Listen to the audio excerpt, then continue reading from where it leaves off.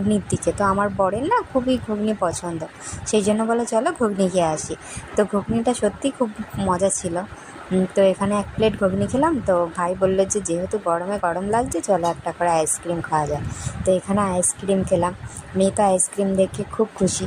তো ওর খাওয়া আইসক্রিমটাও আমাকে দিল আর আমার গোটাটা ও নিল। দেখতেই পাচ্ছ দেরি হচ্ছে বলে কতটা রেগে গেছে। এখানে ওর খাচ্ছে যেটা ওটা আমাকে দিয়ে দিল আর গোটাটা আমার থেকে নিয়ে নিল। তো এই খেয়ে নিয়ে তারপর আমার ভাইও চলে গেল। তো আমরা এখানে এসে একটু বসলাম। এখানে যেহেতু অনেক গাছ ছিল, হাওয়া চলছিল, তো ভাবলাম যে একটু বসা যাক। তো মেয়েকে বসতে বলছিলাম, ও বসলো না।